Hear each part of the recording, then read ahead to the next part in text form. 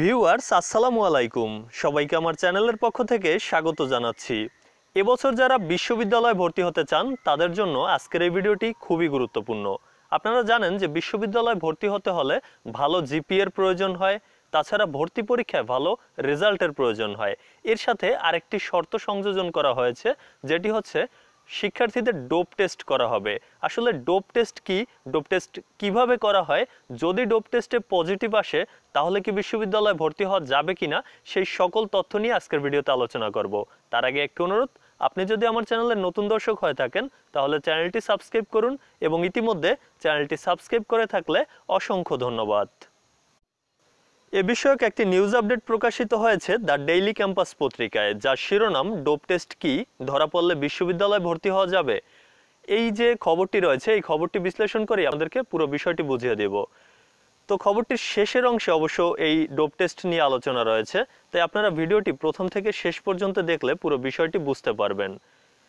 ভিডিওটি অবশ্য নিউজটির শেষের দিকে যেটি বলা রয়েছে যে সংশ্লিষ্ট বিশেষজ্ঞরা বলছেন মাদক বা অ্যালকোহল সহ বেশ কিছু নেশা জাতীয় দ্রব্য আছে যা গ্রহণ করার পরও এর রেশ শরীরে থেকে যায়, আর এগুলোই ডোপ টেস্টের মাধ্যমে শনাক্ত করা হয়।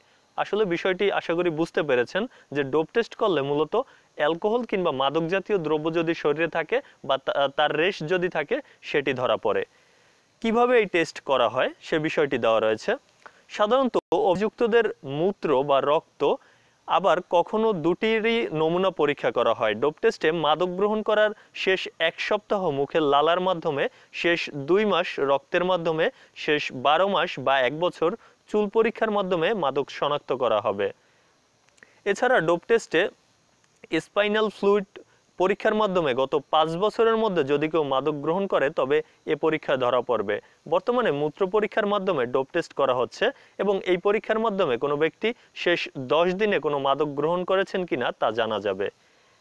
তো নিউজের শেষের দিকে যেটি বলা রয়েছে যে পজিটিভ আসলে বিশ্ববিদ্যালয়ে ভর্তি হওয়া যাবে, এই প্রশ্নটির উত্তরও কিন্তু এখানে দেওয়া রয়েছে যে সাবিপ্রবি উপাচার্য অধ্যাপক ফরিদ উদ্দিন আহমেদ বলেন, বিশ্ববিদ্যালয়ে ভর্তির জন্য কোনো নির্বাচিত ভর্তিচ্ছু শিক্ষার্থীর যদি ডোপ টেস্টে রিপোর্ট পজিটিভ আসে তাহলে সে শিক্ষার্থীর জন্য আমরা কাউন্সিলিংয়ের ব্যবস্থা রেখেছি, তাদের চিকিৎসার ব্যবস্থা করা হবে, তাদের জন্য সাইকোলজিস্ট নিয়োগ করা হবে। হতাশ হওয়ার কিছু নেই, আমরা শিক্ষার্থীদের জন্যই কাজ করছি। যেহেতু এবারে সব বিশ্ববিদ্যালয়ে ডোপ টেস্টের মাধ্যমে শিক্ষার্থী ভর্তির কথা বলা হচ্ছে, সেক্ষেত্রে ভর্তি পরীক্ষায় এর কোনো প্রভাব পড়বে কিনা এ বিষয়ে তিনি বলেন, আমরা শিক্ষার্থীদের কল্যাণ চাই, আমরা চাই তারা মাদক থেকে ফিরে আসুক। ডোপ টেস্টের কথায় তাদের হতাশ বিচলিত হওয়ার কিছু নেই, এতে ভর্তি পরীক্ষায় কোনো প্রভাব পড়বে না। তো যে বিষয়টি বলা রয়েছে যে ভর্তি পরীক্ষার ক্ষেত্রে এই টেস্ট তেমন প্রভাব পড়বে না, আর যদি কারো পজিটিভ আসে তাদের জন্য যে বিষয়ে সাইকোলজিস্ট নিয়োগ করা হবে, যে বিষয়টি বলেছেন সাবিপ্রবি উপাচার্য অধ্যাপক ফরিদ উদ্দিন আহমেদ। তো এই ছিল মূলত ডোপ টেস্ট সংক্রান্ত বিভিন্ন তথ্য। আমার চ্যানেলে সকল ভিডিওগুলো যদি পেতে চান তাহলে চ্যানেলটি সাবস্ক্রাইব করুন, এবং এই ভিডিওটি ভালো লাগলে লাইক, কমেন্ট এবং শেয়ার করুন। ভিডিওটি এখানে শেষ করছি, ধন্যবাদ সবাইকে।